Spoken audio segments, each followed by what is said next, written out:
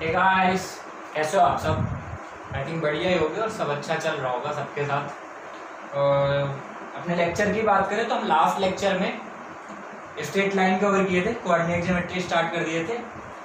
तो अब हम ये लेक्चर जो स्टार्ट करने चल रहे हैं, मैंने लास्ट लेक्चर में बताया था सर्कल, वहाँ पे मैंने प्रॉब्लम्स की, स्ट्रेट लाइंस के जेईमेंस की प्रॉब्लम्स की बात नहीं की। तो हो सके मैं इस लेक्चर में सर्कल और स्ट्रेट लाइन दोनों की प्रॉब्लम्स की बात करूँ यहाँ पर, तो वो हम देखेंगे। अगर इस लेक्चर में बात नहीं कर पाएंगे तो नेक्स्ट लेक्चर में हम सर्कल और स्ट्रेट लाइन के सिर्फ प्रॉब्लम्स पे बात करेंगे जेईमेंस के, क्योंकि वीडियो ज़्यादा लंबा हो जाता है तो ज़्यादा प्रॉब्लम होती है, बहुत सारे इशू आते हैं उसमें, इसलिए।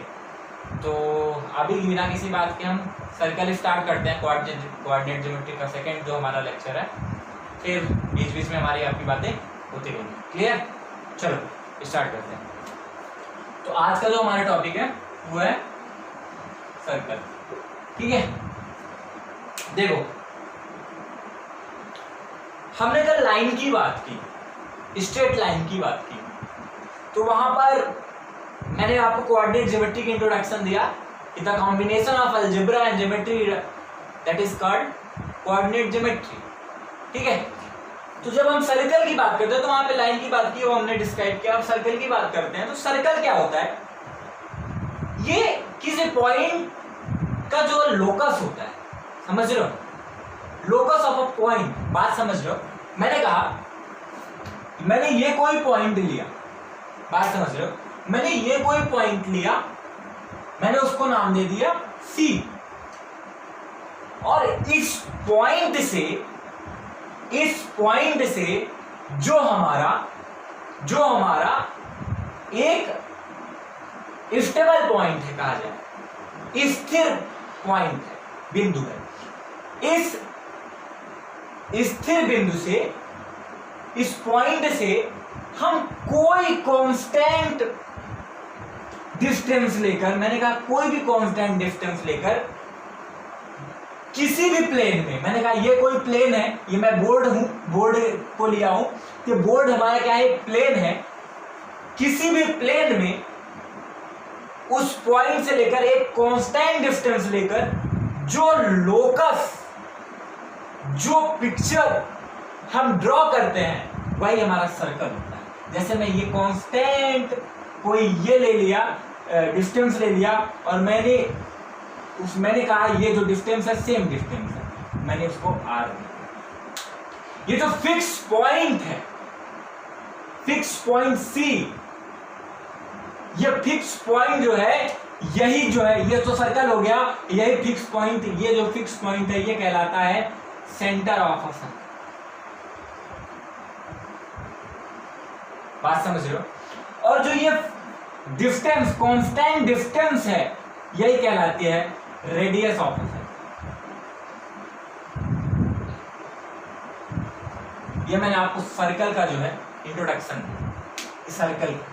ठीक है, यहां पर मैं उसकी ज्यादा इसकी बातें नहीं करनी है, लेकिन बता दे रहा हूं। ठीक है, क्या किया हमने? सर्कल का आपको मैं बताया कि सर्कल का सेंटर रेडियस क्या होता है। बात समझ में? देखो अगर अब मैं बात करूं इस सर्कल में दूसरी चीज क्या आती है, सर्कल के बहुत सारे काइंड होते हैं, बहुत सारे थ्योरम्स होती हैं इसकी, मतलब बहुत कुछ होता है। जैसे अभी मैं बता दूं दो तीन, जैसे कोसेंट्रिक हो गया, जिनके सेंटर सेम हो। जैसे मैंने कहा कोसेंट्रिक की बात मैं करूं, अगर जैसे कोसेंट्रिक सर्कल की,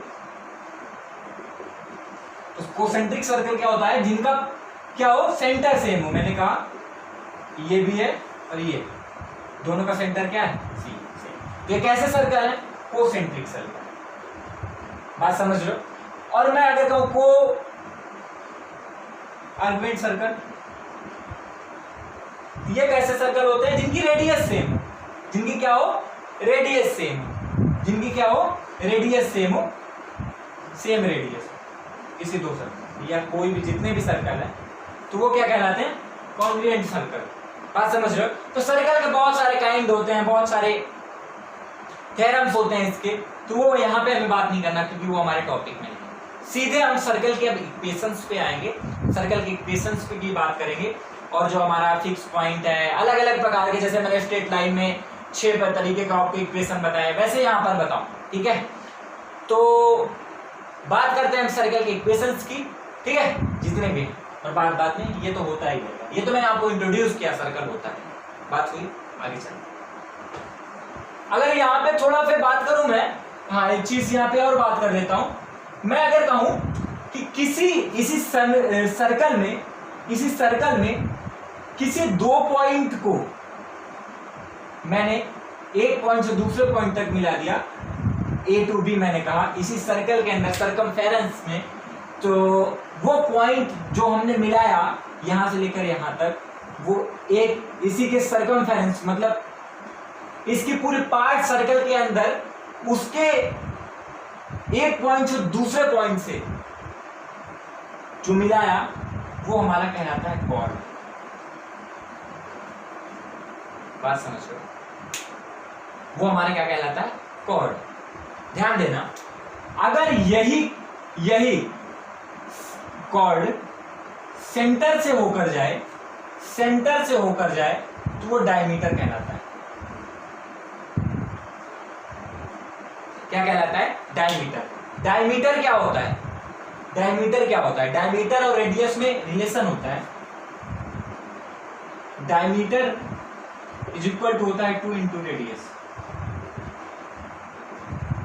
बात समझ में आई?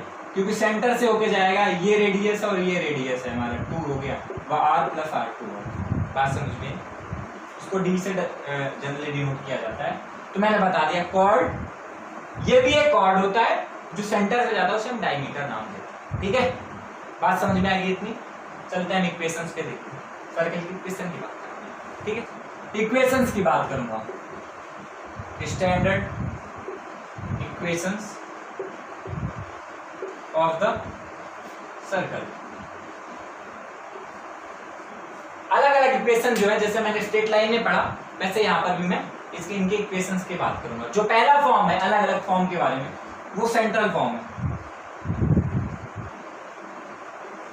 कौन सा फॉर्म है? सेंट्रल फॉर्म है। सेंट्रल फॉर्म मतलब इसको केंद्रीय रूप हिंदी में बोला जाता है, इसका हिंदी में लेकिन बता रहा हूं, सेंट्रल फॉर्म है।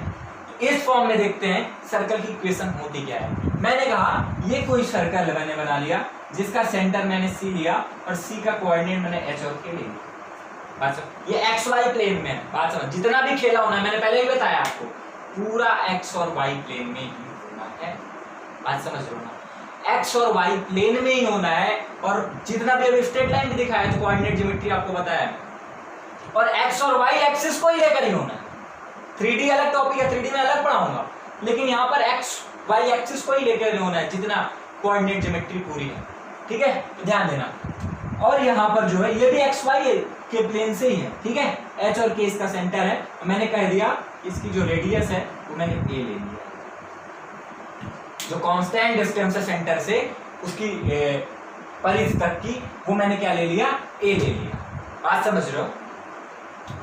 तो इस सेंट्रल फॉर्म में बोलता है कि इसकी इक्वेशन क्या आती है। उसका डेरिवेशन भी है, लेकिन डेरिवेशन अभी आपके सिलेबस में नहीं है, और ये अभी इसके सिलेबस में नहीं है। कॉलेज में जाओगे तो आप पढ़ोगे। ठीक है, तो अभी आप जब इसकी बात करोगे, मैं इसकी इक्वेशन की बात करूं, इसकी इक्वेशन क्या आती है। मैं अगर इसका इक्वेशन लिखूं सेंट्रल फॉर्म में, किसी सर्कल का इक्वेशन क्या होता है, तो वो होता है x माइनस एच का whole square plus Y minus k का whole square is equal to a square.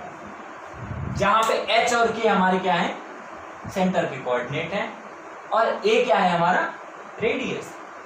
बात समझ में आई? ये हमारा सेंट्रल फॉर्म होता है। बात समझ में आई? सेंट्रल फॉर्म में इक्वेशन होता है किसी सर्कल। बात समझ में आई? अब मैं अगर इसमें स्पेशल केसेस की बात करूं, अब मैं इसी में किसी स्पेशल केसेस की बात करूं कि कब क्या होगा। अब मैं इसमें स्पेशल केसेस मतलब आ जाते हैं, जैसे आपको क्वेश्चन में ही देगा। स्पेशल केसेस की बात करूं कि कैसे कैसे कि एक्स एक्सिस को टच करेगा सर्कल, वाई को टच करेगा, दोनों को टच करेगा, तब कैसे इक्वेशन बनेंगे, तो वो सब मैं बता दे रहा हूं। आपको करने की जरूरत, आप वैसे भी कर लोगे, लेकिन मैं बता दे रहा हूं। क्लियर है? देखते हैं पहला केस क्या बनता है। अगर मैं केस नंबर फर्स्ट की बात करूं, तब देखते हैं। एक केस की बात कर रहा हूं, तो पहले केस बोलता है अगर सेंटर जो हमारा वो क्या है? ओरिजिन। मैंने कहा ये हमारा कोई प्लेन है, एक्स और वाई एक्सिस है ये हमारी, और मैंने कहा इसका सेंटर जो है क्या है? ओरिजिन है। तब हमारा क्या इक्वेशन आएगा, एच और के की वैल्यू हमें क्या मिल गई, 0 मिल गई, तब हमें हमारा इक्वेशन आ जाएगा x square plus y square equal to a। बात समझ में। केस नंबर 2 की बात करते हैं। x और y प्लेन लिया, मैंने कहा x और y, मैंने कहा किसी भी सर्कल का जो है जो रेडियस है वो 0, रेडियस मतलब a इज इक्वल टू हमारा क्या दे दिया, 0 दे दिया। मैं कोई भी सर्कल ले लिया, मैंने उसकी रेडियस कह दी, तो मतलब ये पॉइंट, मैंने कहा ये कोई सर्कल है, ये कोई सर्कल है, मैंने कहा इसकी रेडियस क्या है, 0 है, 0 है इसकी रेडियस। जब इसकी रेडियस 0 है तो हमें इक्वेशन क्या मिल जाएगा, ये पूरा पार्ट 0 हो जाएगा, मतलब x square plus y square equal to क्या मिल जाएगा, एक्स माइनस एच का whole square plus Y minus k का होल स्क्वायर इक्वल टू क्या मिल जाएगा, सॉरी एक्स माइनस एच का whole square plus Y minus k square k का होल स्क्वायर इक्वल टू क्या मिल जाएगा, 0। और इसी को जो हम बोलेंगे, इसे हम दो नाम देते हैं, या तो जीरो सर्कल बोलते हैं, जीरो सर्कल, ये भी इसका एक कोई काइंड है सर्कल का, और या तो इसे ही बोलते हैं पॉइंट सर्कल, इसे ही बोला जाता है पॉइंट सर्कल। बात समझ में, इसे ही क्या बोला जाता है, पॉइंट सर्कल। इतनी बात क्लियर हुई, इतनी बात क्लियर हुई हो तो हम आगे बढ़े। बात समझ में। पहला केस क्या था, जब हमारा सेंटर ओरिजिन हो तब हमें उसका एच और के की वैल्यू क्या हो जाएगी, 0 हो जाएगी। जब दूसरा क्या था, जब हमारा रेडियस 0 हो तब हमारा क्या हो जाएगा, ये 0 हो जाएगा, तो एक्स माइनस एच का whole square plus Y minus k का होल स्क्वायर 0। बात समझिए। तीसरे केस की बात करते हैं, तीसरे केस की बात करें, यहाँ देखो अब जो हमारे केसेस आएंगे वो जेईई मेंस के एग्जाम में पूछे जा सकते हैं, ऐसे केसेस। अब मैं केसेस की बात करूँ, मैं अगर केस नंबर 3 की बात करूँ तो ये बोल रहा है कि क्या होगा इक्वेशन जब if the circle touches x axis, जब सर्कल x एक्सिस को टच करेगा तब इक्वेशन क्या होगी। सब सर्कल x, यही h और k सेंटर है और यही हमारा रेडियस है। मैं ये क्या बोल रहा है, मैंने कहा ये x और ये y प्लेन है, उसने बोला कि ये सर्कल है, इसका कहने का जो x एक्सिस को टच कर रहा है, x एक्सिस को टच कर रहा है और कह रहा है इसका सेंटर h और k, तब इक्वेशन क्या होगा, तब इक्वेशन क्या होगा, तो ध्यान दें h और k है, मतलब इस ये वैल्यू हमारी क्या है, h है टोटल, और ये वैल्यू क्या है हमारी k। देखो हमारा रेडियस क्या मिल रहा है, एक सेंटर से एक कांस्टेंट डिस्टेंस क्या मिल रही है, जहां पे टच किया है k मिल रही है, मतलब हमारी रेडियस a की वैल्यू हमें क्या मिल गई, k मिल गई। बात समझ में आई। जब हमारा सर्कल x एक्सिस को टच कर रहा है तो हमारा इक्वेशन क्या हो जाएगा, a की जगह हम क्या k रख देंगे, तो हमारा इक्वेशन हो जाएगा x माइनस h का whole square plus y minus k का whole square is equal to k square. बात समझ में आई। ये कब इक्वेशन है, जब सर्कल x एक्सिस को टच करेगा, जब सर्कल x एक्सिस को टच करेगा। केस नंबर 4 इसी में देख लो, केस नंबर 4 बोलेगा, कह रहा है कि ये मैंने कहा x और y प्लेन है, उसने कहा कि जब सर्कल y एक्सिस को टच करेगा तब क्या होगा, ये x एक्सिस को टच नहीं किया, ध्यान देना, y एक्सिस को टच कर, if the circle touches y axis, जब y एक्सिस को टच करेगा तब क्या होगा, तो ध्यान दो, मैंने कहा ये सेंटर है, ये h और k है, ये इसकी वैल्यू की, ये इसकी वैल्यू हमें k मिल गई यहाँ तक की, और ये डिस्टेंस क्या मिल गई, h, कांस्टेंट डिस्टेंस क्या मिली, h मिली। जब x एक्सिस को टच कर रहा था तो a की वैल्यू k के इक्वल थी, रेडियस की वैल्यू, यहाँ a की वैल्यू h के इक्वल है, हमें इक्वेशन क्या मिल जाएगा, a की जगह हम क्या रख देंगे, h रख देंगे, तो हमें जो फाइनली इक्वेशन मिलेगा वो इक्वेशन हमारा होगा x माइनस एच का whole square plus Y minus k का whole square is equal to H square. बात समझ में आई। ये मैंने अलग अलग केसेस बताए, 4 केसेस हो गए, जब x एक्सिस को टच कर रहा है, जब y एक्सिस को टच कर रहा है। बात समझ में आई। पांचवी कंडीशन, पांचवा केस देखते हैं। अगर मैं पांचवें केस की बात करूं, यहां देखो, इसको देख लेते हैं। मैं अगर पांचवें केस की बात करूं, केस नंबर 5 की, यही देख लेते हैं। केस नंबर 5 की बात करूं तो ये बोलता है if the circle touches both axis, अगर जो है दोनों एक्सिस को टच करे सर्कल। मैंने कहा ये कोई एक्स और ये वाई एक्सिस है, कह रहा है ये एक्स एक्सिस को और वाई एक्सिस को दोनों को टच कर रहा है। ये सेंटर है, ये एच और के है, ये भी एच और के, मतलब एच और के। ध्यान से, दोनों क्या कर रहे हैं, टच कर रहे हैं, बोथ एक्सिस टच कर।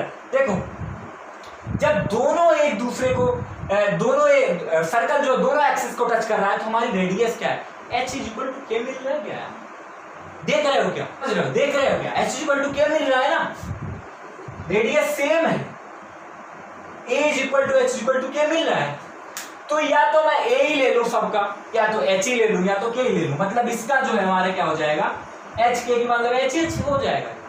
ठीक है, तो मैं सीधे इक्वेशन लिख सकता हूं यहां से x माइनस एच का whole square plus Y minus H का whole square equal to H square. मतलब सेंटर और रेडियस क्या है, एच सेंटर है और एच ही हमारी क्या है, रेडियस। जब बोथ एक्सिस को टच कर रहा है कोई सर्कल। बात समझ में आई। पांचवा केस है, छठा केस लास्ट केस है, इंपॉर्टेंट केस है, इस पे क्वेश्चन पूछे जा चुके हैं, इसलिए मैं बताता हूं आपको। यहाँ पे देखते हैं, ऊपर देखते हैं, देखो यहाँ पर देखते हैं, या जो है इधर हटा देते हैं इसको। मैं जो है ये केस अगर आपने देख लिया हो तो मैं ये केस हटाता हूँ, ठीक है, वीडियो पॉज करके आप देख लियो। तो मैं ये केस हटाता हूँ, ये दो, ठीक है, इंपॉर्टेंट केस है इसलिए बताता हूँ। केस 6 की बात करूं मैं, तो केस 6 बोलता है if the circle passes through the origin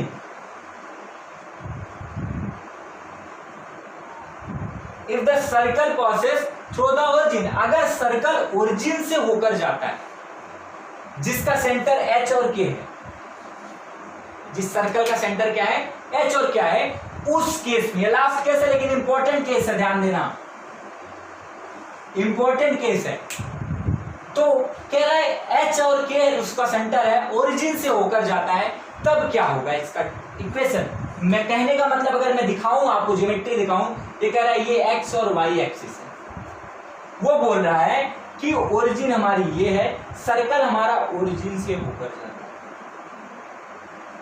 है। ये यार इतनी मतलब बनाने वाली वो नहीं सही, हमारी आर्ट नहीं सही है, इसलिए जो ड्राइंग, ठीक है, ये ओरिजिन है हमारा, मतलब ओरिजिन से होकर जा रहा है सर्कल, कह रहा है, और सेंटर इसका क्या है, h और k,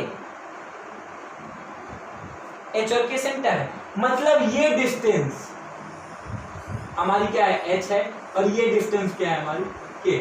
मतलब अगर मैं यहां तक की पूरी बात करूं, इस इंटरसेप्ट जहां पे ये इंटरसेप्ट कर रहा है, अगर मैं यहाँ पे इंटरसेप्ट की बात करूं इस सर्कल के इक्वेशन से और उसको निकाला, तो ये हमारा पॉइंट जो मिल गया वो 2h और 0 मिल गया, h प्लस h, इतना ही डिस्टेंस है ना। मैं क्योंकि यहां से लेकर इसकी डिस्टेंस ये h है, ये h है, और यहाँ k प्लस k, इसकी हमें क्या मिल गया, 0 और 2k मिल गई। बात समझ में आई इतनी या नहीं, इतनी बात समझ में आई या नहीं। कह रहा है इसका इक्वेशन क्या होगा, तो अभी इसके इक्वेशन के लिए मुझे किसकी जरूरत पड़ेगी, पहले रेडियस की। मैं अगर रेडियस देखूं तो रेडियस क्या है हमारी, ये रेडियस है क्या, ये रेडियस है क्या, आर यही है क्या, ए यही है क्या, मैंने ए से लिखा, ए यही है क्या। मैं अगर यहाँ ए की वैल्यू निकालूं तो देखो ये राइट एंगल बन गया, यहाँ से ये राइट एंगल बन रहा, ये हमारा h है, ये हमारा k, ये हमारा h है, ये हमारा k है। मैं अगर यहाँ पे पाइथागोरस थ्योरम लगाता हूं, अकॉर्डिंग टू पाइथागोरस थ्योरम मेरा यहां से मिल जाएगा a square equal to h square plus k square, मिलेगा क्या, a square equal to h square plus k square. मैं यहां से अगर a की वैल्यू निकालूं तो root h square plus k square, मुझे रेडियस की वैल्यू क्या मिल जाएगी, root h square plus k square. और मैं अगर इक्वेशन लिखना चाहूं कि इक्वेशन आएगा क्या, तब इक्वेशन क्या हमें मिलता है, वो मिलेगा मैं x माइनस एच का whole square plus Y minus k का whole square is equal to h square plus k square. ये कब था, जब सर्कल कहां से पास कर रहा है, ओरिजिन से पास करता है। सर्कल किधर से पास करता है, ओरिजिन से पास करता है, तब का मैंने आपको इक्वेशन बताया। बात समझ में आई इतनी। इंपॉर्टेंट केसेस पे क्वेश्चन पूछ, ये मैंने आपको अलग अलग केसेस बताए, क्या बताए, अलग अलग केसेस बताए कि सर्कल के सेंट्रल फॉर्म में कितने केसेस हो सकते हैं, कब क्या इक्वेशन बनेगा। ठीक है, 6 केसेस बताए, 6 केसेस इंपॉर्टेंट, 6 में से 2 तो आप जनरली निकाल, लेकिन ये सब, ये जो मैं लास्ट के 4 केसेस बताए और ये दोनों लास्ट के 2 तो बहुत इंपॉर्टेंट है, तो ये इंपॉर्टेंट, इनको देख के जाओ, कभी क्वेश्चन ऐसे क्वेश्चन में ही डाल देता है। क्लियर। तो अब हम दूसरे फॉर्म की बात करते हैं। अभी हमने इक्वेशन किसी स्टैंडर्ड इक्वेशन ऑफ सर्कल में पहले फॉर्म सेंट्रल फॉर्म की बात की, अब हम किसकी बात करेंगे, दूसरे फॉर्म की बात करेंगे। दूसरे फॉर्म को बात करते हैं पहले एक चीज, थोड़ी सी चीज और जान लेते हैं कि किसी भी सर्कल का जो सेंटर होगा एच और के कोऑर्डिनेट किसी भी कोऑर्डिनेट पे हो सकता है, फर्स्ट सेकंड थर्ड, बात समझ रहे हो ना, उससे हमें कोई प्रॉब्लम नहीं होनी चाहिए, पॉजिटिव निगेटिव साइन के साथ। क्लियर है, उससे हमें प्रॉब्लम नहीं होनी चाहिए, हमें प्लेन में दिखाना आना चाहिए, किसी भी प्लेन, एक्स वाई प्लेन में, एक्स वाई प्लेन ही रहेगा तो एक्स वाई प्लेन में तो हमें दिखाना आना चाहिए। बात समझ में आई, इतनी बात क्लियर हुई हो तो हम दूसरे फॉर्म की बात देखो। अब हम जो सेकेंड फॉर्म की बात करेंगे बी की, वो है हमारा general form of the circle.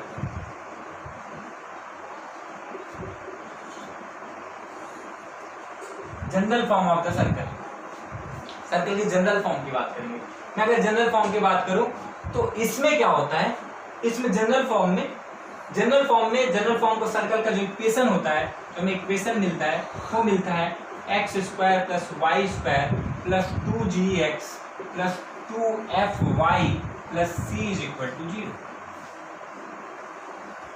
ये हमें सर्कल का इक्वेशन मिलता है, जहां पर हमें सेंटर जो मिलता है सर्कल का, centre of the circle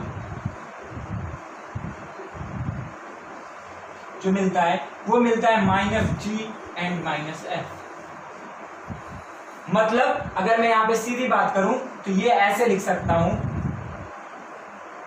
minus coefficient of x upon 2 minus coefficient of y upon 2। बात ध्यान देखना, जनरल फॉर्म में एक्स स्क्वायर और वाई स्क्वायर का कोफिशिएंट 1 होना चाहिए। पहले इसको 1 बनाओ तब ये जनरल फॉर्म बनेगा। जनरल फॉर्म का मतलब इसी फॉर्म में होना चाहिए। ठीक है, तो ये सेंटर ऑफ द सर्कल होता है। मैं अगर रेडियस की बात करूं तो रेडियस होती है इस सर्कल की, जनरल फॉर्म में रेडियस जो होती है वो होती है जी स्क्वायर रूट में G square plus F square minus C. Radius of the circle in general form is equal to root G square plus F square minus C. बात समझ में? मैं अगर इसको ऐसे दिखाना चाहूँ आपको ज्योमेट्री में, तो ये हमारा एच माइनस जी और माइनस एफ सेंटर हो गया मेरा।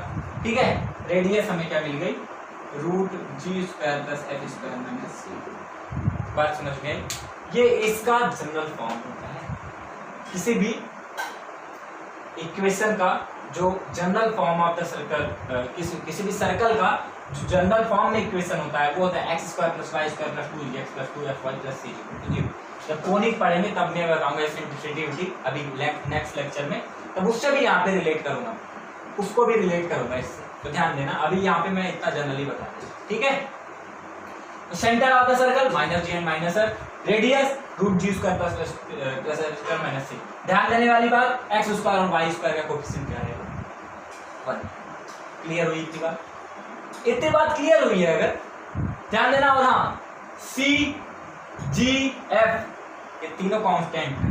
ठीक है, और मैं अगर बात करूं यहाँ पे कुछ कंडीशंस की बात कर लेता हूं। अगर क्या होता है, इसकी वैल्यू हमें G square plus F square minus C की वैल्यू ग्रेटर देन 0 मिलती है तो हमारा रियल सर्कल होगा, रियल वैल्यू मिलेगी। 0 होती है तो पॉइंट सर्कल होगा, रेडियस 0 हो जाएगा, मैंने बताया। और अगर लेस देन 0 होती है तो हमारा क्या होगा, देखो मैं कह रहा हूं अगर G square plus F square minus C की वैल्यू क्या होती है, ग्रेटर देन 0, तो क्या हो जाएगा, हमारा रियल सर्कल। ठीक है, अगर इसी की वैल्यू क्या हो गई, G square plus F square minus C की इक्वल टू 0 हो गई, तब हमें क्या मिल जाएगा, पॉइंट सर्कल मिल जाएगा। अगर मैं इसी की बात कर लूं कि G square plus F square minus C की वैल्यू लेस देन 0 मिल गई तो हमें क्या मिल जाएगा, इमेजिनरी सर्कल। बात समझ में आई? इतनी बात समझ में आई अगर, तो फिर हम आगे बढ़े। इसके और केसेस, और जितने भी केसेस हैं कोनिक सेक्शन में बात करूंगा मैं थोड़ा। ठीक है, ये था इसका सेकंड फॉर्म। क्या था, general form of the circle. अब मैं थर्ड फॉर्म की बात,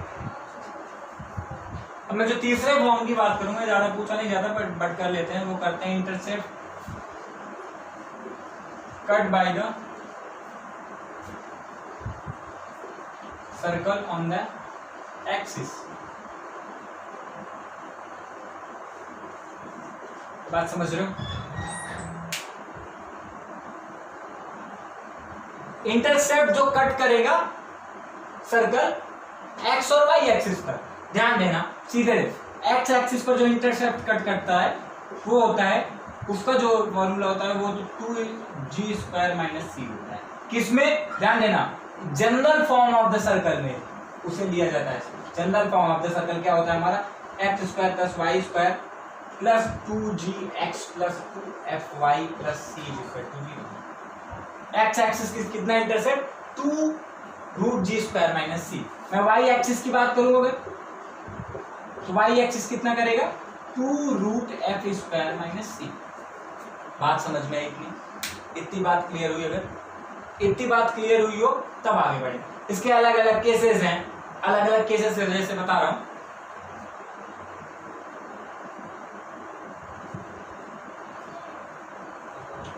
अलग अलग केसेस जैसे मैंने कह दिया इफ द सर्कल, मैंने एक्स और वाई ये प्लेन ले लिया, कह रहा है if the circle cuts X axis at 2 point, X axis को 2 पॉइंट पर कट कर रहा है, कोई भी सर्कल है, तब यहां पे g² - c की वैल्यू क्या होगी, वो ग्रेटर देन 0। ध्यान देना, अगर कोई सर्कल y एक्सिस को 2 पॉइंट पे कट कर रहा है तो वहां पर f² - c की वैल्यू क्या होगी, ग्रेटर देन 0।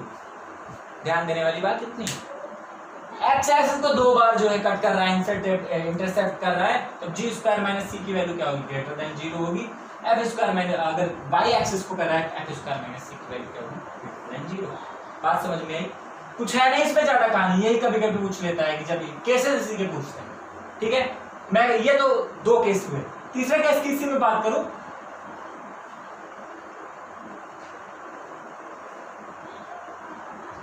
तीसरे केस की अगर बात करूं इंटरसेप्ट फॉर्म में, अगर सर्कल जो है, तीसरे और चौथे की बात करूं, अगर सर्कल एक्स एक्सिस को टच करता है, एक्स एक्सिस को टच करता है, या सर्कल वाई एक्सिस को टच करता है, ध्यान देना, एक्स एक्सिस को टच करता है या वाई, अलग अलग सर्कल है, तब जब एक्स एक्सिस को टच करेगा, व्हेन टचेस एक्स एक्सिस, तब जो g² की वैल्यू होगी वो c हो जाएगा। अगर y एक्सिस को टच करेगा, जो f² की वैल्यू होगी क्या होगी, c हो जाएगी। क्यों, ये 0 क्यों हो जाएगा इंटरसेप्ट हमारा, क्यों, x एक्सिस को टच जब कर रहा है तो कोई हमारा इंटरसेप्ट कर रहा है क्या, कोई भी पार्ट इसका इंटरसेप्ट हुआ क्या x एक्सिस का, नहीं हुआ, इसीलिए 0 हो गया। ऐसे y एक्सिस को टच कर रहा है, यहाँ पर देखो, ये y एक्सिस को जब टच कर रहा है, इधर ये y एक्सिस को यहाँ पे टच कर रहा है, तब क्या इंटरसेप्ट हुआ क्या, नहीं हुआ, तो मतलब इसकी भी वैल्यू क्या हो जाएगी, 0। इसलिए इतनी बात समझ में आई, इतनी बात क्लियर हुई, या इसके केसेस क्लियर? अब मैं बात करूंगा diameter form of the circle.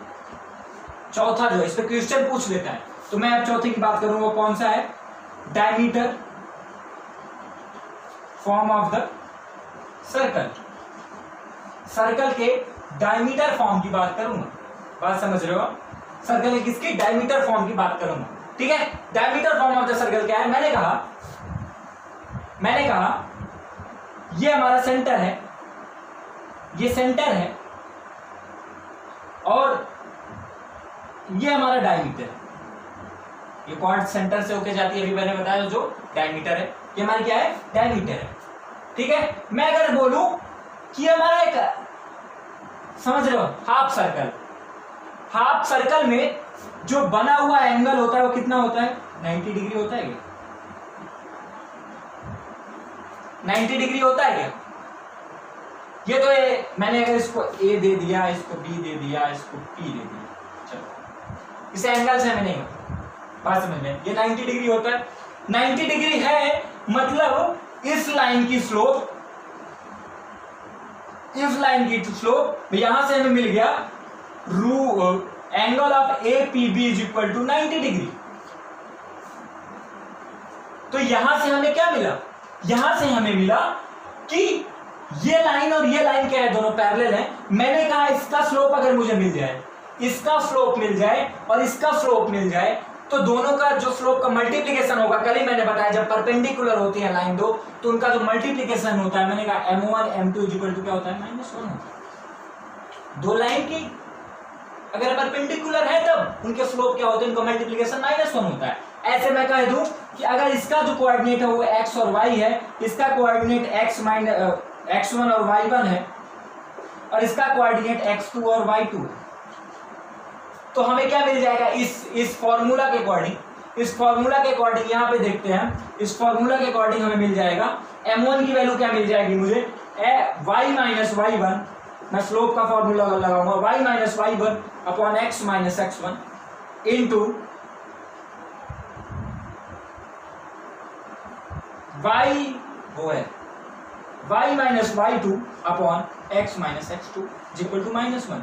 मिलेगा क्या, जब मैं इनको बनाऊंगा, इनको देखूंगा तो हमें क्या मिलेगा, x minus x1 into x minus x2 plus जो हमें फॉर्म मिल रहा है x माइनस x1, ये उधर गया, इधर है, x minus x1 plus x minus x2 equal to मिलेगा plus y minus y1 into y minus y2 is equal to क्या मिल जाएगा, 0।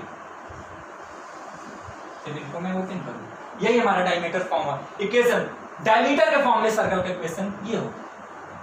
किसी भी डायमीटर के फॉर्म, जब डायमीटर दिया हुआ है, कह रहा सर्कल का इक्वेशन निकालो, तो डायमीटर के फॉर्म में क्या होता है, सर्कल का इक्वेशन होता है x माइनस x1, जो x1 y1 और x2 y2 क्या है, उस डायमीटर के क्या है, कोऑर्डिनेट्स साइड की अलग अलग स्टार्टिंग एंड एंड पॉइंट के, तो उसका जो इक्वेशन मिलता है वो मिलता है x minus x1 into x minus x2 plus y minus y1 into y minus y2 equal to 0। इतनी बात क्लियर, इतनी बात क्लियर। नेक्स्ट फॉर्म देखते हैं, equation of circle, equation of circle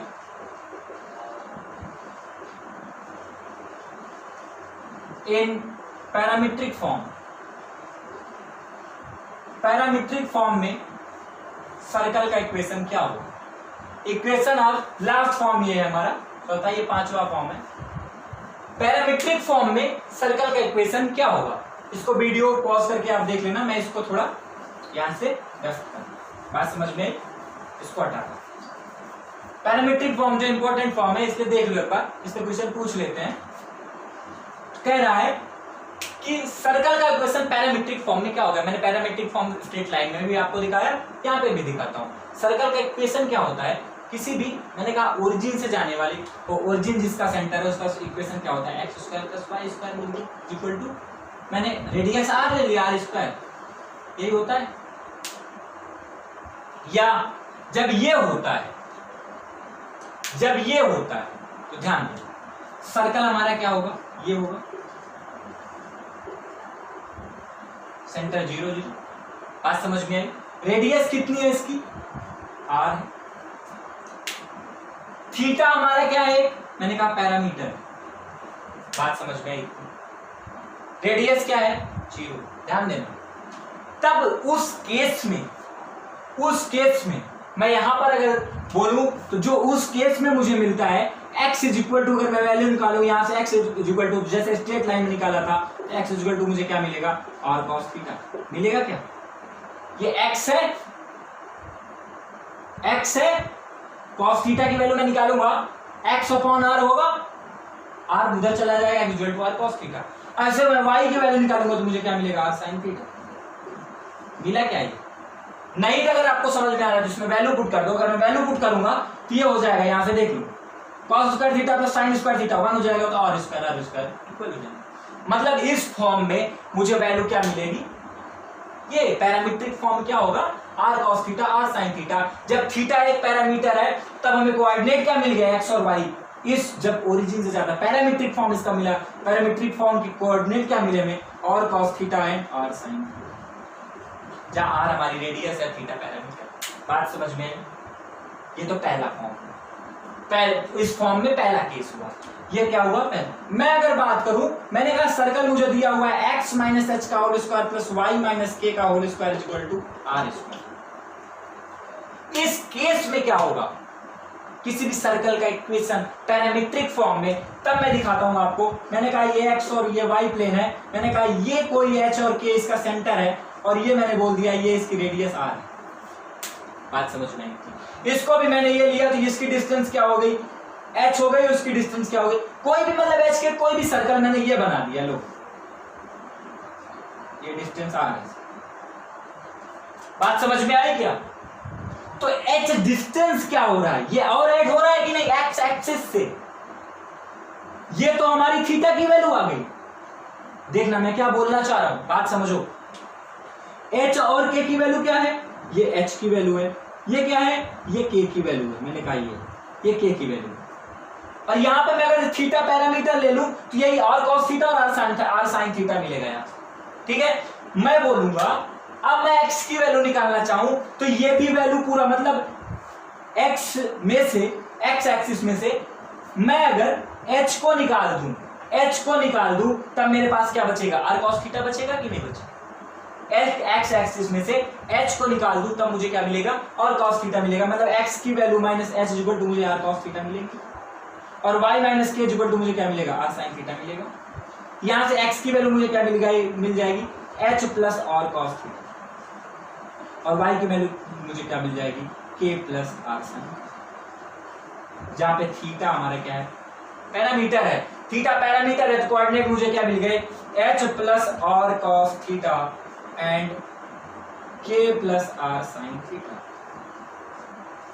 जब ओरिजिन से था सेंटर तब r cos theta r sin theta, जब h और k कोई सेंटर हमें मिल गए, कोई पॉइंट कांस्टेंट वैल्यू मिल गई तो h plus r cos theta और k plus r sin theta. हमें पैरामीट्रिक फॉर्म में इसके क्या मिले, कोऑर्डिनेट्स मिले सेंटर। बात समझ में? मैं रेडियस की बात किया यहाँ पे तो रेडियस इसकी r है, यहाँ पे भी रेडियस इसकी r। इतनी बात क्लियर हुई। तीसरा का केस भी देख लेते हैं पैरामीट्रिक फॉर्म में। तीसरा केस मैं इधर दिखाता हूं आपको, देखो इधर तीसरा केस मैं अगर यहाँ पे दिखाऊं आपको, तीसरा केस देखो।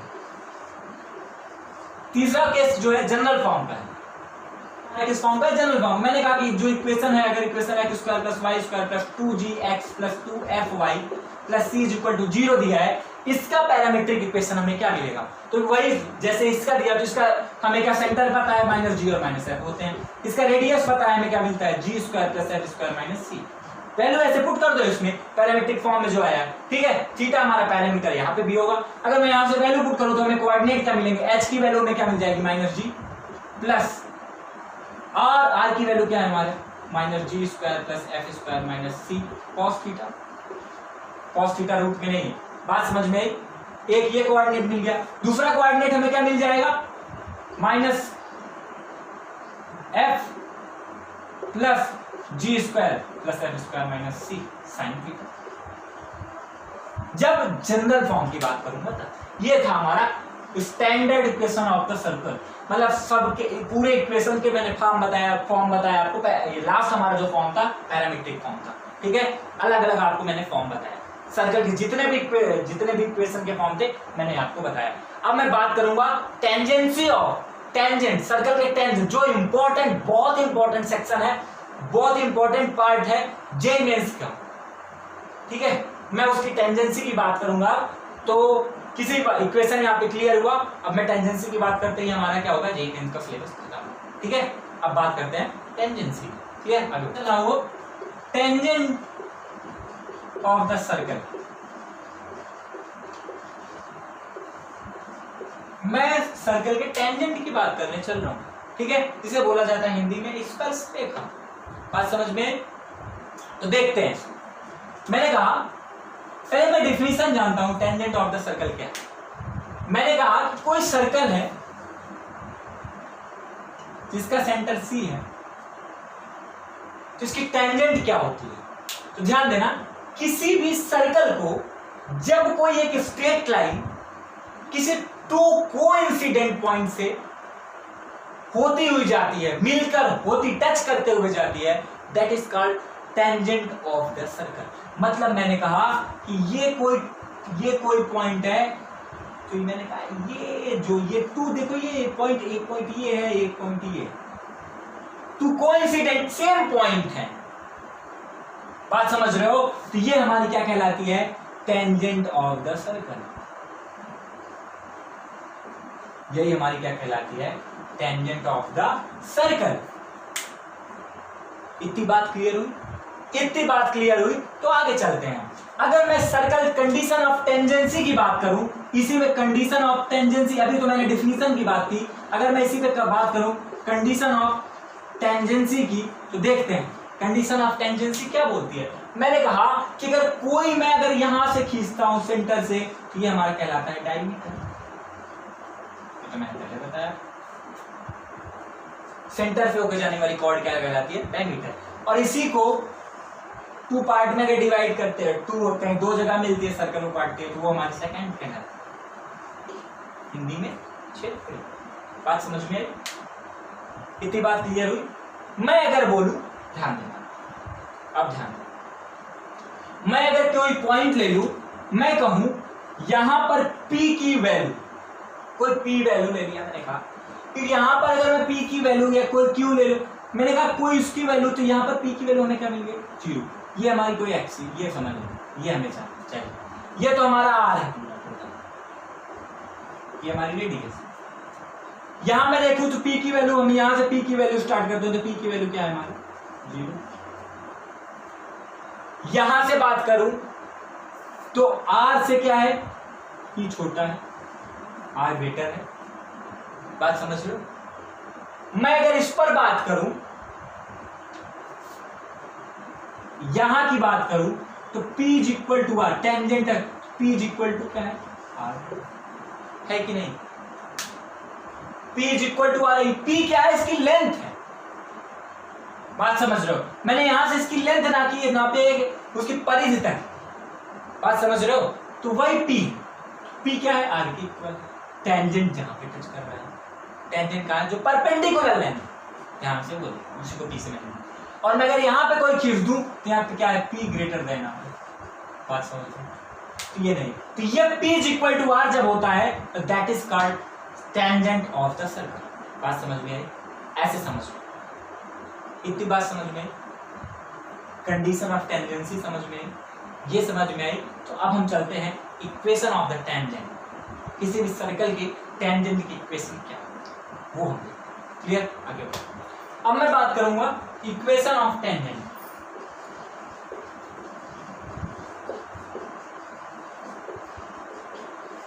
जो जनरली इक्वेशन ऑफ टेंजेंट होती है वो T इज इक्वल टू 0 होती है। T क्या होती है बताता हूं, ठीक है? देखते हैं। मैं बोलूं अगर जो पहला केस की बात करूंगा टेंजेंट के इक्वेशन की, तो मैं अगर बात करूं यहां पे, तो ये जैसे मैं बोल दूं, पहले केस की बात करूं, ध्यान देना T इज इक्वल टू 0 मैंने बता दिया आपको। पहले केस की बात करूं, मैंने कहा कि ये कोई हमारा सर्कल है जिसका सेंटर ओरिजिन है, तो इसका हमारा इक्वेशन क्या हो जाएगा? x² + y² = a², जहां a हमारी क्या है? रेडियस है। इतनी बात क्लियर हुई? ये हमारा क्या होगा? इक्वेशन होगा। तो जो टेंजेंट की इक्वेशन होगी, जो इस टेंजेंट कोई भी टेंजेंट जो इससे होके जाएगी, कोई भी टेंजेंट जो होगी, उसका जो इक्वेशन होगा उस सर्कल से जाने वाली टच करते हुए टेंजेंट का, उसका इक्वेशन, मैंने कहा कि इस पॉइंट से होकर जाती है x1 y1, ये भी मैंने कहा ये x1 y1, ये x1 y1, कोई भी पॉइंट जिस पॉइंट से होकर जाती है, जिस पॉइंट से होकर जाती है, मैंने कहा x1 y1 से ये टेंजेंट होकर जा रही है इस सर्कल के, जो सर्कल ये x1 y1 क्या है? उस सर्कल पर स्थित है। तो उस पॉइंट से अगर होके जा रही है, तब जो हमारी टेंजेंट की इक्वेशन मिलती है वो मिलती है x² को हम लिखते हैं x इंटू जिस पॉइंट से होकर जा रही है। तो किससे जा रही है? x1 से होकर जा रही है। किसके? ध्यान देना, वो किस पॉइंट से होकर जा रही है? x1 और y1 से। x1 प्लस इसी y² को हम लिखते हैं y इंटू y1 से होकर, और इसी a² को हम a²। यही होती है टेंजेंट की इक्वेशन। मैं अगर इसको ऐसे लिखना चाहूं तो इसको लिख सकता हूं x1 + y1 - a² = 0। बात समझ में आई? मैंने कहा कि अगर ये a cos t a sin t से होके जाती है, तब इसका इक्वेशन क्या होगा? ए cos t और ए sin t से होकर जाती है टेंजेंट, तब इसका इक्वेशन क्या होगा टेंजेंट का, तब जो टेंजेंट का इक्वेशन आएगा वो आता है हमारा x into a cos t plus y into a sin t is equal to a square, एक ए से ए के कैंसल, बचा क्या x cos t plus y sin t is equal to a. Equation हमारी आ गई, टेंजेंट आ गई या नहीं। मैंने कहा कोई मैंने अल्फा के फॉर्म में ले लिया, अल्फा क्या है हमारा एक पैरामीटर फॉर्म है, तो उसमें जो इक्वेशन हमारे जो कोऑर्डिनेट मिलते हैं ए हमारा क्या है, अगर इसी में ए हमारा अगर क्या रेडियस है वो आता नहीं है लेकिन बता दे रहा हूँ, ए रेडियस है तो वो हमारे जो उसका कोऑर्डिनेट मिलता है, कोऑर्डिनेट निकालना चाहूंगा अगर ए अल्फा और बी अल्फा में, तो कोऑर्डिनेट हमारे जो मिलते हैं वो मिलते हैं A cos alpha plus beta upon 2 cos alpha minus beta upon 2 और A sine alpha plus beta upon 2 इसी alpha plus beta upon 2 upon cos alpha minus beta upon 2। ठीक है, ये हमें कोऑर्डिनेट नहीं आ रहा है, कोऑर्डिनेट ऐसे निकालना है, बात समझ रहे, ये होता है कोऑर्डिनेट निकालना। A cos alpha plus beta by 2 cos alpha minus beta by 2, जहाँ पे अल्फा और बीटा के फॉर्म में दिया होगा, और दूसरा जो कोऑर्डिनेट होगा a sine alpha minus beta by 2 cos alpha minus beta by 2। इतनी बात क्लियर हो, टेंजेंट का इक्वेशन इस फॉर्म। ध्यान देना कभी भी हमें जैसे अगर एक्स स्क्वायर दिखता है तो उसे हम अगर वो x1 मान लिया मैंने, x1 और y1 से होकर टेंजेंट जा रही है, तो एक्स स्क्वायर को हम चेंज करेंगे किसमें x1। y स्क्वायर दिखता है तो हम क्या चेंज करेंगे y1। बात समझ रहे हो, x दिखता है x को हम लिखेंगे x plus x1 upon 2, y को हम लिखेंगे y plus y1 upon 2, x y को लिखेंगे x y one plus y x one upon 2। बात समझ में आई, ये अलग अलग लिखने का तरीका। बस मैं अगर जनरल फॉर्म की बात करूं, जनरल फॉर्म में क्या होता है हमारा इक्वेशन सर्कल का इक्वेशन जो हमें मिलता है जनरल फॉर्म में, वो मिलता है x square plus y square plus 2gx plus 2fy plus c is equal to 0। ठीक है, c को c लिखते हैं, उसमें एक्स स्क्वायर को क्या लिख देंगे एक्स स्क्वायर लिखते हैं, वाई स्क्वायर को क्या लिख देंगे, अगर x1 y1 से होकर जा रही है, जहां पे वाई स्क्वायर को वाई वाई 2gx है तो x को x प्लस x1 बाई 2, ये हमें क्या मिल जाएगा प्लस gx प्लस x1 मिलेगा क्या। जो टेंजेंट की इक्वेशन हो रही है वही बता रहा हूं आपको, gx प्लस x1, fy है तो 2 से 2 cancel, fy plus y1 plus c, ये हमें टेंजेंट की इक्वेशन, ये हमारी क्या हो गई टेंजेंट की जनरल फॉर्म में इक्वेशन हो गई। इतनी बात क्लियर हो गई। ये मैंने आपको एक जनरल फॉर्म और रियल फॉर्म में मैं टेंजेंट की इक्वेशन बताया। अब मैं इंटरसेप्ट फॉर्म में आपको टेंजेंट की इक्वेशन बताता हूं, जिसमें आपका फ्लो आपका कितना इंटरसेप्ट कर रहा है वो सब रहेगा। ठीक है, ये हमारी थी किसके फॉर्म में, जनरल फॉर्म में टेंजेंट की इक्वेशन। अब मैं किसमें बताऊंगा, इंटरसेप्ट फॉर्म में। क्लियर, आगे देखते हैं। तो इक्वेशन ऑफ टेंजेंट में जो मैंने आपसे बोला कि इंटरसेप्ट फॉर्म की बात करूंगा, वो ये है कि मतलब कोई स्ट्रेट लाइन है, वो अगर किसी सर्कल को मिलती है, ठीक है, सी इंटरसेप्ट मारती है। मैंने कहा कोई स्ट्रेट लाइन है जिसकी इक्वेशन है y equal to mx plus c. मैंने कहा ये सर्कल है, कोई स्ट्रेट लाइन इसको टच की, इसकी इक्वेशन है y equal to mx plus c, और जो हमारी सर्कल की इक्वेशन है मैंने कह दिया ये भी x और y प्लेन में है, और ये इसका 0 और 0 ओरिजिन से है, तो इसकी इक्वेशन हो जाएगी x square plus y square equal to a square. ठीक है, सी इंटरसेप्ट कर रही है कोई स्ट्रेट लाइन टच होते हुए, ध्यान देना। तो हमें जो सी की वैल्यू मिलती है, सी की वैल्यू हमें जो मिलती है वो मिलती है plus minus a root 1 plus M square. इसका डेरिवेशन है हमारे पास। आपके सिलेबस में नहीं है, पर बताऊंगा अभी आगे पढ़ोगे आप, ठीक है। सी की वैल्यू जो इंटरसेप्ट की मिलती है हमें वो क्या मिलती है, plus minus a root one plus M square. मैं अगर टेंजेंट की बात करूं, मतलब इसमें टेंजेंट की बात कर दूं, तो टेंजेंट की इक्वेशन हमें हमारी क्या मिल जाती है, फिर y is equal to m x plus minus a root one plus M square, ये इक्वेशन ऑफ टेंजेंट। वही तो स्ट्रेट लाइन हमारी क्या कहलाती है, टेंजेंट। तो उसको टच करते हो, अगर सी इंटरसेप्ट करें तो सी की वैल्यू क्या मिल जाती है, plus minus a root one plus M square. M क्या है, स्लोप है उस स्ट्रेट लाइन का, ए क्या है, रेडियस है, ठीक है। और ये ठीक है, ये वही इक्वेशन है टेंजेंट, ठीक है, कितना, a root one plus M square. अगर मैं इसके कोऑर्डिनेट की बात करूं तो कोऑर्डिनेट जहां पे वो टच करता है वो हमें क्या मिल जाता है, अगर मैं ऐसे कोऑर्डिनेट की बात करूं तो कोऑर्डिनेट हमें मिलता है plus minus a square M upon सी, और हमें क्या मिलता है माइनस प्लस ए स्क्वायर अपॉन सी। ये क्या है हमारा, रेडियस है, एम क्या है, स्लोप है, प्लस है तो ये माइनस है तो ये प्लस है। ये हमें क्या मिल रहा है, इसका पॉइंट जहां पे टच करता है, जिस पॉइंट पे टच कर रहा है, बात समझ लो, कौन सी, वो स्ट्रेट लाइन, वो सर्कल, दोनों कहां पे, जहां पे टच कर रहे हैं। इक्वेशन क्या हो जाएगी, m x plus minus a root one plus M square, जहां पे टच कर रहे हैं यहाँ पे उसकी वैल्यू है। यहाँ से मैं सी की वैल्यू अगर रख दूं तो सी की value A root one plus M square होता है, तो ए से ए कैंसिल हो जाएगा, तो हमें फाइनली मिल जाएगा a m upon root one plus M square, और ये मिल जाएगा a upon root one plus M square, ठीक है, माइनस प्लस। तो ये होता है इसका पॉइंट जहां पे टच कर। इतनी बात समझ में, ये था टोटल इसका टेंजेंसी ऑफ सर्कल, इक्वेशन किसका, टेंजेंट। बात समझ में, मैं इसी में बात करूं कि लेंथ ऑफ द टेंजेंट कितनी होती है। मैंने कहा तो t इज इक्वल टू 0 होता है, मैंने बता दिया टेंजेंट का क्वेश्चन कितना होता है, t इज इक्वल टू 0। अगर मैं यहीं पे बात करूं लेंथ ऑफ द टेंजेंट कितनी होती है, यही देख लो, लेंथ ऑफ द टेंजेंट की बात करूं, टेंजेंट की लेंथ की बात करूं, तब वो कितनी मिलती है, मिलती है रूट S1। एलओटी हमें क्या मिलती है, रूट S1।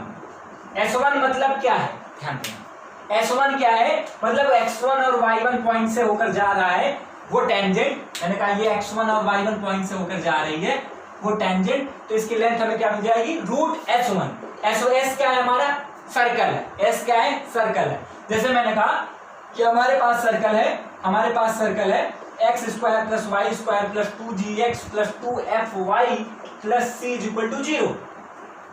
तो f क्या है हमारा, ये है। इसी में इसकी लेंथ अगर निकालना चाहो तो लेंथ हमारी क्या जाएगी, रूट x(x1), s1 मतलब x(x1) प्लस y(y1), s1 मतलब x की जगह में x1 और y की जगह y1 रख देंगे, ये तो टेंजेंट इक्वेशन, ठीक है। तो इसके जगह क्या हो जाएगा, x1 का होल स्क्वायर प्लस y1 का whole square plus 2gx1 plus 2fy1 plus c। बात समझ में, ये लेंथ ऑफ टेंजेंट है। लेंथ ऑफ टेंजेंट कितनी होती है, रूट S1। क्लियर। अगर मैं बात करूं पेयर ऑफ टेंजेंट की, ध्यान देना, यहीं पे मैं बात करूं पेयर ऑफ टेंजेंट की, तो देखना पेयर ऑफ टेंजेंट का जो इक्वेशन होता है वो होता है s1 = t², टेंजेंट का होल स्क्वायर प्लस इसका सर्कल का इक्वेशन और s1 जिस पॉइंट से होकर जा रहा है, ठीक है, s1 = t²। मतलब ये कोई सर्कल दिया हुआ है, ये एक टेंजेंट है, ये पेयर ऑफ टेंजेंट, ये एक टेंजेंट है और ये एक टेंजेंट। बात समझ में आई। ये हमारा क्या है, मैंने कहा कि ये 0 0 इसका ओरिजिन है, इसका सर्कल सेंटर है, ये ठीक है, ये हमारी रेडियस। बात समझ में आ रही है, इतनी बात समझ में। s(s1) = हमें क्या मिलता है, t। इसका इक्वेशन क्या होता है, s(s1) = t²। मैंने कहा इसका इक्वेशन क्या है, इसका सर्कल का इक्वेशन है x² + y², by general equation y² = a², ये इसका इक्वेशन है, ठीक है। तो इसका ये हो जाएगा, इसको मैं लिख सकता हूँ x² + y² - a² = 0। ये हमारा इक्वेशन हो गया। s हमें क्या मिल गया, ये मिल गया। s1 क्या मिल गया, x1 यहाँ पे जिस पे टच कर रहा है, जो हमें s1 क्या है, जिस पे टच कर रहा है वही वैल्यू देना, या जिस पे इंटरसेप्ट कर रहा है।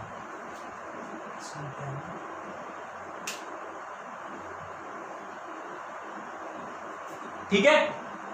x1 और y1 क्या है, s1 क्या है, जहां पे ये टच नहीं है पेयर ऑफ टेंजेंट में, ये क्या है, इसका पेयर ऑफ टेंजेंट का इक्वेशन मैं निकाल रहा हूं, तो ये जहां पे ये कट इंटरसेक्ट कर रहे हैं outside of the circle, outside of the circle, तो वहीं पर क्या है s1 की वैल्यू हमें चाहिए, तो s की वैल्यू मिल गई, s1 की वैल्यू मैं निकालूंगा तो क्या आ जाएगी x1 square plus y1 square, मैंने x1 और y1 पॉइंट ले लिया है, minus a square equal to 0। और t की वैल्यू क्या हो जाएगी, t की वैल्यू हमें मिल जाएगी x1 plus y1 minus a square equal to 0। बात समझ में, टेंजेंट t की वैल्यू हमें ये मिल जाएगी, t की वैल्यू मिल जाएगी ऐसे, यही वैल्यू पुट कर दो इसमें, वही इक्वेशन आ जाएगी। मैं अगर वैल्यू पुट करूँ इसमें तो हमें जो इक्वेशन प्राप्त हो मिलेगी पेयर ऑफ टेंजेंट की, वो मिलेगी x square plus y square minus a square, x1 square plus y1 square minus a square is equal to x1 plus y1 minus a square का होल स्क्वायर। ये pair of tangent की equation, ठीक है नहीं syllabus में लेकिन बता दिया पेयर ऑफ टेंजेंट, टेंजेंसी पूरी खत्म, सब कुछ खत्म जो हमारे सिलेबस में, ठीक है। छोटी मोटी बातें और हैं, देखते हैं, खत्म करते हैं सर्कल। बात करूं सर्कल के some important results of circle, जो जेईई मेंस में डायरेक्ट ऐसे पूछ लेते हैं, तो ध्यान देना। एक होता है डायरेक्टर सर्कल,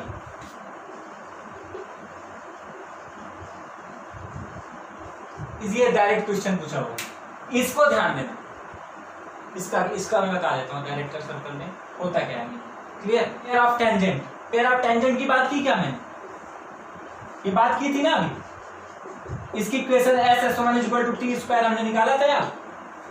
यही जब इसको सॉल्व करते हैं तो ध्यान देना, ये जो हमारी इक्वेशन मिलती है x² + y² = a² इसका इक्वेशन होता है, तो ध्यान देना जो डायरेक्टर सर्कल की आती है, इसमें जो बनी हुई सर्कल होती है डायरेक्टर सर्कल, इस टेंजेंट पेयर ऑफ टेंजेंट से बनी हुई जो सर्कल होती है उसकी जो इक्वेशन आती है वो s1 = t स्क्वायर होती है।